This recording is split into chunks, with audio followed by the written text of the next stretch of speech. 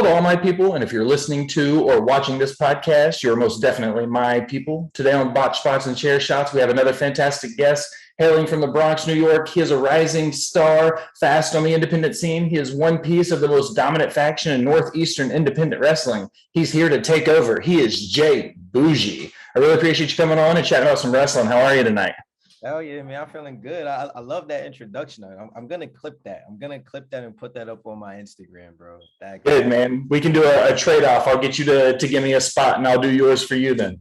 Yeah, hell yeah, bro. Woo. That was fire. Thank you, bro.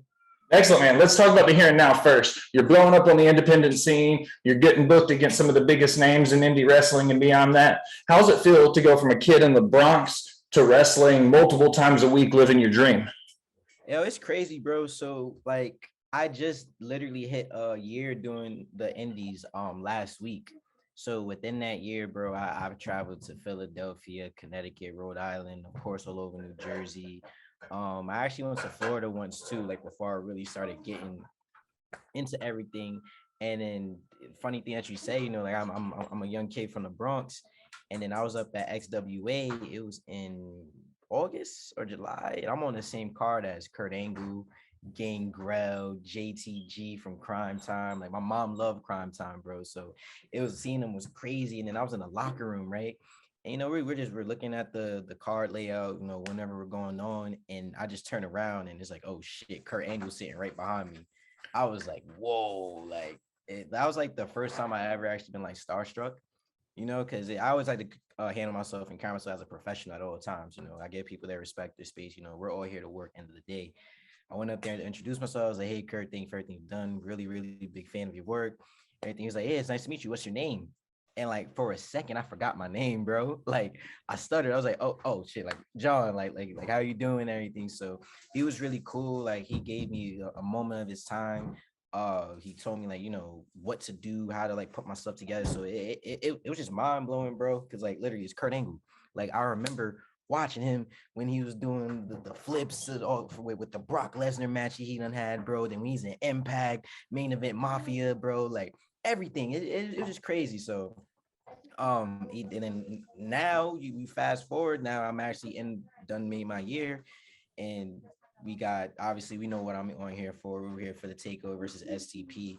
You know, I'm end up being in the same ring, being in the same venue, the same card as Shane Taylor, Moses, Big Bad Kaiju, O'Shea, and Rev, Ron. Like it's crazy, bro. Like wrestling happens very fast.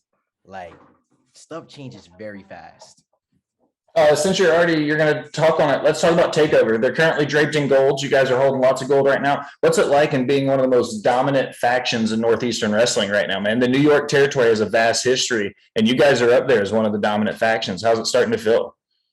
It's honestly, it's everything that we knew it would be. Like we already knew we was the best. We already knew we had what it took to like literally take over. Like we got trained by the best trainer there is. We were trained by Johnny Rodz, bro. Like we was down in Gleason's gym. Well, everybody knows what Johnny did with the ECW crew. You know, like he makes athletes, he makes stars that like stay there. You know, who are like the foundation. But you know, the pandemic came, and you know that kind of mixed up a lot of things for us because we couldn't actually work. So it was at a moment where we were just there like, damn, like what are we gonna do? You know, what are we gonna do? Because we see other people getting opportunities, and we're just there like, damn, like literally what are we gonna do? So myself, PJ, Jacko, and Face, we were just talking. It was like, yo, like we gotta make something happen. You know, it's like New York isn't doing nothing for us, but there's still stuff going on. New Jersey's moving and everything, right? Like to be honest with you, bro, I ended up moving out to New Jersey just because I knew there was nothing going on in New York. So I was like, let's do this. You know what I'm saying? And we like-minded individuals, you know. We have the hive mind, that's like people like to say, and we just like to make things happen, bro. So talking about Johnny Rodz, he dates back, man, to New York territory, WWF, 3Ws, way back in the day. How does it feel to be able to train with somebody who had such a positive influence for people of color as far back as the 50s and 60s? You know what I mean? Yo, it's crazy because like he says to us too, when like he talks about his story about him being like a Puerto Rican. You know, he Yeah. grew up in the hills. You know, up in Puerto Rico, bro. Like he really paid his dues. Like his whole story is crazy on why and how he got into the business. So he was a groundbreaker, and that's how I feel like we are too. You know, we are all individuals. You know, of color, minorities, and we want to be the guys that like people from our neighborhood can do this. You know what I'm saying? Because it's like you think about it, right? You go to high school, go to college, what everybody does: football, basketball, baseball. You know, you might get the occasional soccer player, you might get a rugby player if the school has that program, or maybe even hockey. You know, it just depends on what the school is offering. And there's never talk of professional wrestling. You know, like and then if it is there, you got people like, oh well, that's the make believe, that's this and that, and it's like people don't understand it's an art. So I want kids that's in my neighborhood. I know PJ wants it too. I know we all want it where it's like you can do this. You know, we want to be that beacon of hope, and that I feel like that's another reason why we ended up getting alongside with Shane Taylor Promotions, because those are guys who are doing things in the industry that is making you believe that you can do something. You know, like they're going out there, they're saying like, nah, like we can do this. If you get your soldiers, you get your brothers, where you put your head down, y'all stick together, y'all can make anything happen. And that's literally what happened with us. Like, look, I'm gonna show you this right now. We all won gold. Just the other week, we all walked away with a championship. You understand what I'm saying, bro? And it was long overdue. Like we knew we was always those guys. We just need an opportunity. And thankfully, the people at Invictus, of course, because they're helping us out with this event, and the people at IWA, he was like, yo, like I was on a hiatus for about 6 months. But he's like, y'all are my guys. I believe in y'all.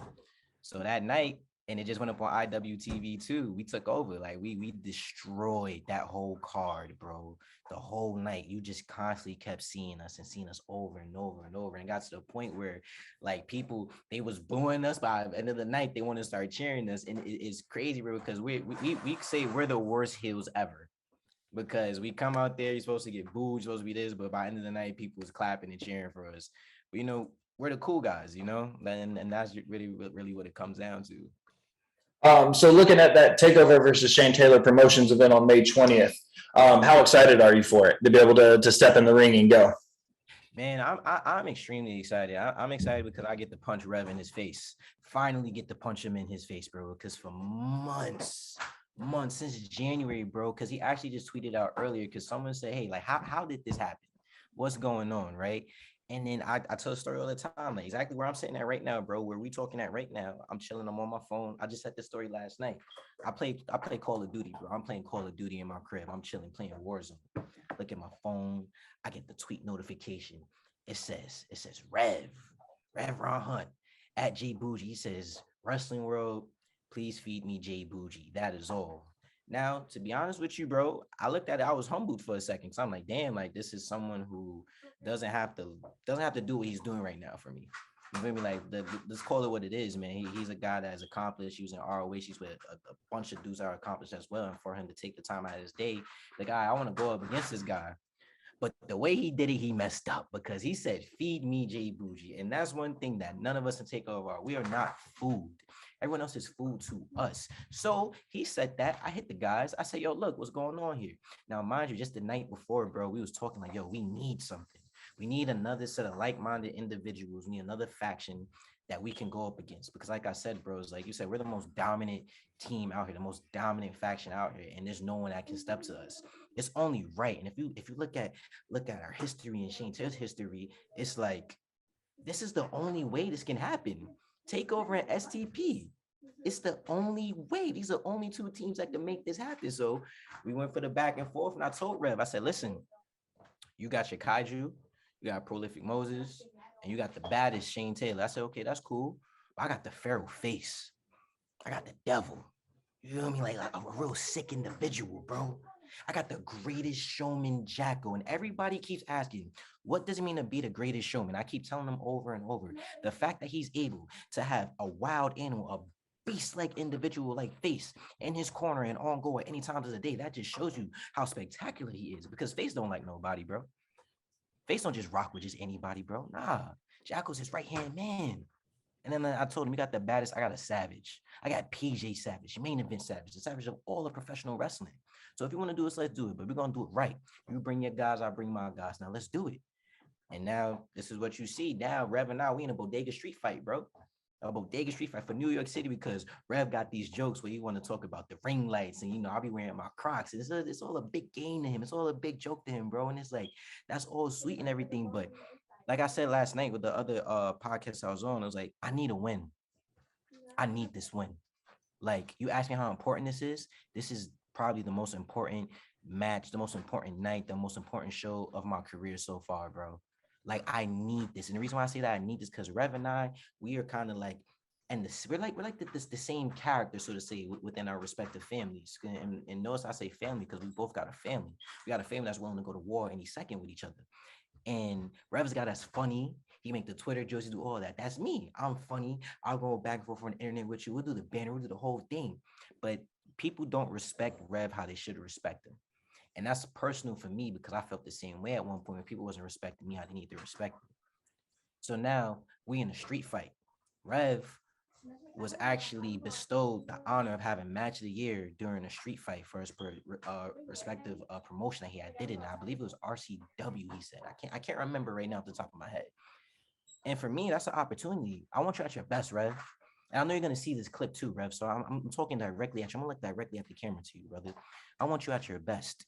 You had your best night of your career in a street fight. So I want to bring you back in that element. Why? So I need to beat you at your best. I need people to understand who J Boujii is. I need people to understand who Takeover is. That this is not just some gimmick name, just a play on words. No, we are here to simply take over. And it's going to start with you, STP. It's going to start with you, Rev. Because I'm going to take you, I'm going to bust you in your head. I'm going to make you pay for all those things you've been tweeting out on Twitter, brother. And you know it's business, but it's personal at the same time. So understand, I'm coming in and I'm going to whip your ass. I'm going to get that W because I cannot lose. I will not lose. And that's the same thing that goes for you, Moses and O'Shea. The faces ones are coming in there for a victory. They're coming in to make a statement. Why? Because people got these questions on who faces, who jackals. We are going to learn who they are on May 20th. And when it comes to you, Shane, you already know what happened. PJ ran up in your podcast before, same way I ran up in Kaiju's podcast. You the best, but I got a Savage. Like you say, y'all know the difference between a firecracker and a gunshot. That's different. That gets to your mental. Savage is coming in there to hurt you. We coming in to hurt y'all. And I'm saying it right now. Clean sweep. All right, so you're going into a bodega street fight. How do you prepare mentally, strategically, versus a normal match in the ring when you know you're going to go into a bloody battle? How are you preparing mentally for that, knowing what you and Rev Ron are about to do? The way I prepare for that mentally is that I already done been through this already. I was in an unsanctioned match just in February. It was myself and the Faceless Ones going against PJ Savage, because he was in another faction at the time, Sin, with Jazz Hardthrow and Dennis Morgan. I will send you the highlight reel of that if you haven't seen it yet. That was a very bloody match, bro. A very bloody match. Tacks everywhere, doors being used, people getting waterboarded with beers.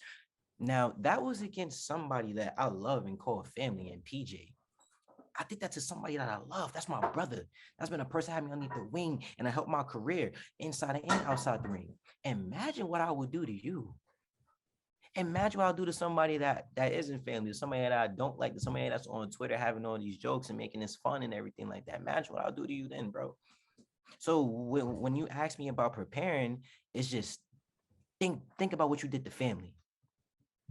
Now think about this guy who isn't family. Just go right back to that same mindset. Right back to it. Well, I've seen that highlight reel, so I knew ahead of time this wasn't your first venture into hardcore wrestling. But looking back on it, when was the first time in your career you hit that move and you were like, wow, I can't believe I pulled that spot off? Honestly, it would probably go back about 3 years ago when I was back at Gleason's with another performer. His name is Lavelle Dunn. He used to go by the name Mantis. Another great guy. He's really cool. He helped me a lot when I first started training because he was a guy I went to. I want to do all the high spots, all the cool moves. I went in because he's an amazing base, very strong, very athletic. And we actually did, I do the tilt-a-whirl, the head scissors around and around. We did that 6 times. And with little to no practice at all, because we just called it right there in the ring, because we knew what to do. It was like, okay, we're going to just go see how far we can go. And we did it, and ESPN picked it up. Sports Nation actually reached out to me on Twitter and they say, "Yo, can we use this?" And that video has 100,000 plus views to this day, and it's still going up. So I believe it was at that moment I'm like, I can definitely do this. Definitely do this. So growing up as a kid in the city, what wrestling were you exposed to growing up? So I was I tell people this all the time too, because it's not a knock anything, but I was only exposed to WWE. I didn't know about indies, I didn't know about ROH, New Japan. I found out about Impact very late. I think I was probably already in the 6th or 7th grade when I found out, because my teacher at the time was a big wrestling fan. So I'll go home, I'll watch, we'll come back in the next day, we'll talk, let's get the magazines and bring it to school. So we had that relationship there, but I was exposed to just straight WWE, and it was Stone Cold. Stone Cold is my favorite wrestler of all time. He's the one that started it all for me. And it really was that reaction. Like when that glass breaks, bro, and you can and I love the camera work on it, because it's like when a glass break, it pans out to the crowd. So you see the quick snap, the oh shit, and then it's like, like that's what I wanted, bro. And that's what made me want to do wrestling. I was like, I want people to react that way to me. I completely agree, man. When I was growing up, I grew up the early 90s, the Ric Flair debuting in WWE, winning the Royal Rumble, leading up to the Attitude Era. That's when I was cutting my teeth as a fan. So that raw pop when that music hit, like I get what you're talking about. And if you're in the arena live and you're seeing some of these guys come through the curtain, like that's an unreal feeling for somebody who isn't even a wrestling fan. If you have the opportunity to see it live and to feel that raw energy in the arena, it doesn't matter if you're a fan or not. You can't ignore the energy that's in that room. Bro, and it's so crazy that you say it, because you just made me remember something. I remember my very first live event I ever went to. My mom took me. It was at Madison Square Garden, and this was right on the verge of I think it was after WrestleMania 21, because the main event was like it was Triple H versus somebody in a steel cage, and Batista comes out. This is with his old theme song, so he just turned face, and I was really young, bro. I didn't quite understand like the whole pop, the reaction, everything. I just knew like, oh, I liked it. And it wasn't until like I started like training and I got a little older when I was watching a Seth Rollins documentary, the Redesign, Rebuild, Reclaim. That's kind of what made me really say like, yo, like I want to do this, because I'm watching that and I felt emotional about it. I'm looking at the fireworks go, like I see the passion that Seth had, and Seth kind of got me like really back into it, like heavily on like a weekly thing where I was watching it. So I started going to these events, and I started like paying attention to little things like John Cena comes out. People before he even comes out, Cena sucks. Let's go Cena. John Cena sucks. Like they're going crazy, bro. People just do it just because it's fun. And that's one thing about wrestling is it's fun. It's entertainment. So I actually was able to go to the Raw 25 whenever, I think it was the 25th. I think it was that, because they had it was at the Manhattan Ballroom and it was at Barclays, that double venue shot that they had did. And that was my first time ever seeing Stone Cold live, bro. And yo, when that glass shattered, man, I was like, oh yeah, it's a rush. It's a rush, bro. It's a great rush. When was that moment in your childhood or your later in life or your adolescence that you were like, this is what I want to do? This is what I feel like I want to do for a living? Oh, it was very early, bro. It was, and like I said, like I obviously didn't like quite put it into like, the like understanding it. So I got older, but I was very young, bro. It was Stone Cold. I don't like, so I'm a guy. I don't have necessarily a favorite match. I have like moments. I'm a guy that I love an entrance, bro. Feel me? I love that initial reaction, and I love the end of a match, like when the music hits again. I love a running. I love saves, bro. I used to be younger, bro. Go on YouTube, type in Stone Cold saves, and see whatever comes up. Put Kane saves, whatever comes. I would just watch that, bro. But it was really early on. I got just one very vague memory. It was just Stone Cold coming out, bro. I was like, yo, I want this. Like I want this. I don't know what it is, but I was just hooked. Like that glass, because we trained to hear that glass and the sun's about to pop off. And then you see people going crazy, and then the energy, it was just wild, bro. It was just crazy. All right, so let's jump into your training just a little bit. When you were training with Johnny Rodz at his school, what was the training regimen like working with him? So it was literally basics all day long for like 3 months, bro. You're rolling. for hours. So Johnny's the way Johnny's was, I think he got there around like 2 or maybe 1 in the afternoon, and he's there from open to close. I would go every day right after work. So sometimes I'm there for either 3 or 4 hours. Like I would try to get the earlier shifts as best as I can because I was like, yo, I gotta get here. I want to get in this ring putting the time. But it was rolling, bro. Straight rolls, perfecting your bumps. And cause like if you know your basics, bro, you can do anything in that ring, literally anything.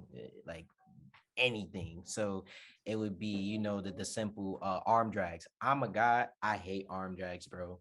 Arm drag was like my Achilles heel when it came to training because I could never go over the proper way. It was just like it just wasn't me. I just couldn't get it. I just couldn't get it, bro. It was just whatever. But arm drags, headlock takeover, hip tosses, you're doing the regular 1-2 comeback, like very, very basic stuff. Because once you know your basics, bro, and you understand the psychology behind it, you can start plugging in where you are as an individual and as a performer. You could plug it in wherever it is, bro. So it's really cool because I got basics, bro. And I see that now that I'm on the indies. A lot of people didn't have that. Like, granted, we couldn't do indies when we was with Johnny because he's really straight, real old school, bro.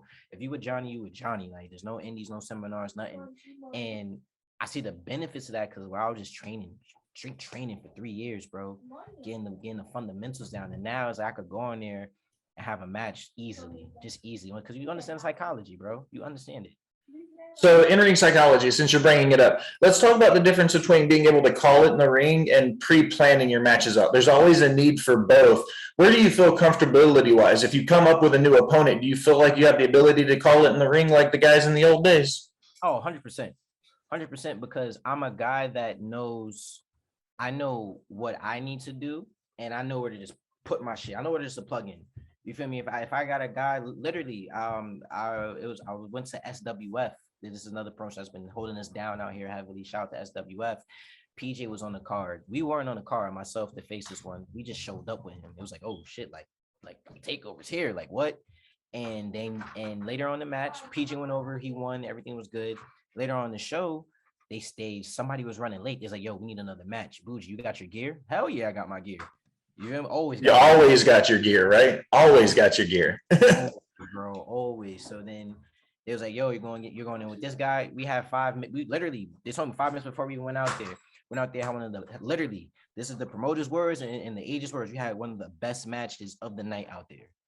Why? Because I know the psychology. I know how to entertain people, bro. I'm out there to put a show on for the fans, So it don't matter about me, like, oh, whatever cool shit that I want to do. Nah, I want to make sure you have a moment where it's like, Boujii, I hate him or I love him. Or it's like, oh, like I got this clip where like Boujii's like mouthing off at me, or we got like something there. I want to have something where it's like I'm very interactive, bro, and I understand that. Where it's like we're here to entertain and to put shows on for people. So whether it's calling it or putting together, I try to look for moments, bro, and just make something cool. So as a wrestling fan, for me, and from my perspective, it means a lot when a guy can connect to the crowd versus sometimes you can tell when a guy wants to connect with the crowd and when he just wants to pop the boys in the back. Like, can you speak on the importance of connecting with the crowd and not always just going for the pop? Honestly, bro, without the crowd, we're nothing. Literally. Like it's funny. I actually just worked a show this past weekend, and it didn't have the greatest crowd number. It's a Sunday. You know how sometimes Sunday things go. But end of the day, like first of all, you paid your hard-earned money. You drove while gas prices are absolutely ridiculous right now. So I don't care if it's hell, give me 10 people in there or 200 people in there. You come in there, I'm gonna put on a show for you because people's gonna appreciate that. And then they like you go out there, you work for your dollars, man. So for you to invest that into me and my career and into the promotion that's helping give me a foundation to elevate myself, I'm always gonna go out there and connect with you. Always. Like I actually just got it's his dad, and I was so humbled by this. His dad, he gets his daughter every other weekend or every weekend or so. They have like the daddy daughter wrestling things that they do. And from the first time we met, like his daughter loves me. And she made me a sign. She made me 2 signs and she just had it for me. And it was crazy because they came to my show Saturday and they came to my show that Sunday. I gave her my own personal shirt. She wore it. She was so happy. And it was cool just to know that like that they're connecting through me. Like I'm giving them something that they have every weekend. Not just me, of course, but you know, all wrestlers, whoever they come out to see. But I know I'm one of their favorites, and we openly talk, we discuss things. Like I even gave them the idea, I say, hey, why don't you start a podcast or little reviews or something? Now they're starting that, you know. So it's really humbling, and it's an honor to know that like I'm able to help people in their personal lives, especially when a father daughter thing. Like for me personally, like I started watching wrestling with my mom. I didn't have my dad the whole time, like when I was younger. You know, I have a relationship with him now. Like he's cool. He come to shows when he can, but it's like when I see a father putting in that time and have that connection with his daughter, it's real personal for me. So it's like when I see something like that, it's like I'm gonna make sure I put on a show for y'all. And make sure even if I'm the hill, I'm going right there. I'm trying to like the only person that I like. All right, I'm going to throw you a question from left field, okay? Completely unrelated to wrestling. It's not your only love in your life. Let's talk about your rap career. What you got going on in the world of music right now for in your world? Oh man, so okay, wow, yeah. Thank you for actually asking me about that. I appreciate that. So right now I actually have a project that's done. I'm gonna be honest with you, I'm just being a little lazy to kind of put everything together. It's actually myself and GMP. GMP is the other guy that does my theme songs with me. He's my engineer, and he's a guy that he's been doing music for years. Real humble dude, great. And he took me underneath his wing because honestly, I just started doing music. Because I'm gonna be real with you, I thought the W theme song sucked. I didn't like none of them, bro. It's not Jim on it no more, bro. It's not Jim doing his thing. So it's like you know, I rather just do me, you know. And to be honest too, I took like influences from like the Usos. I see Keith Lee does his own thing, so it's like, all right, well, you know what, I could do my thing too. And then when it comes from music wise, a big influence on who I am as a performer and just how I am as an individual was the late rapper Pop Smoke. If you watch any of his videos, bro, he's entertaining, he's having fun.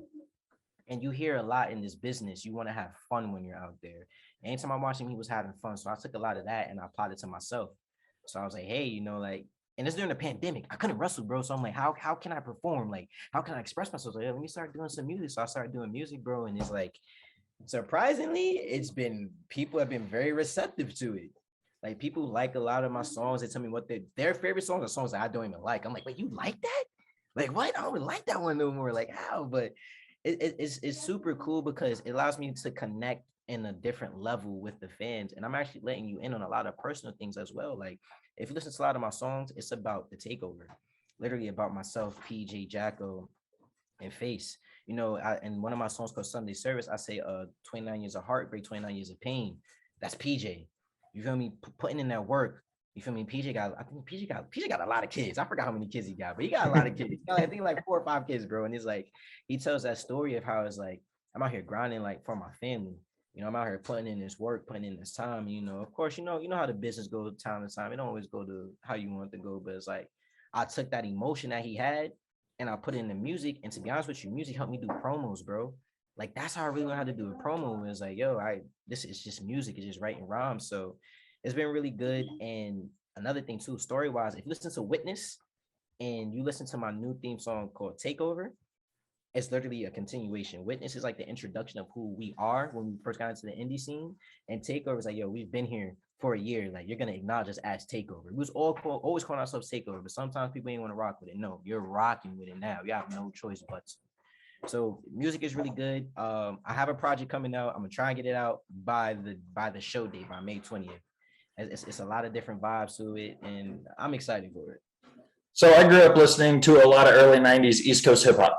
I appreciate the Biggie Small side of things, the Wu-Tang Clan side of things. So I'm going to ask you a loaded question, and everybody has an opinion one way or the other. Are you a Biggie or a Pac guy?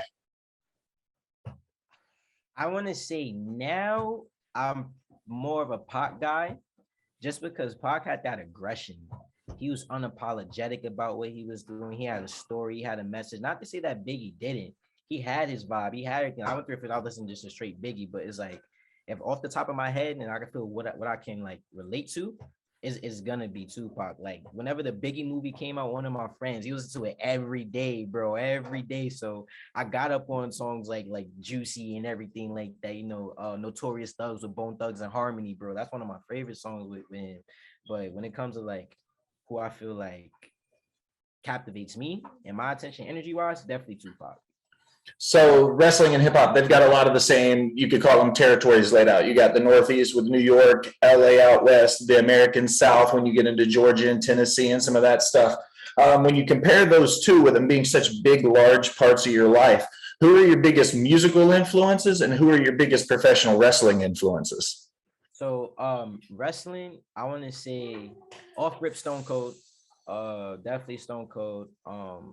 Okay, if we're talking for wrestling from like an all-time perspective, it's definitely Stone Cold, Undertaker, Triple H is in there, Kane is in there because Kane is severely underrated. I hate how people treat him, bro. When we talk about storytelling and character-wise, bro, Kane is the man. What he was doing back then, the OG King. Oh, that's a tangent.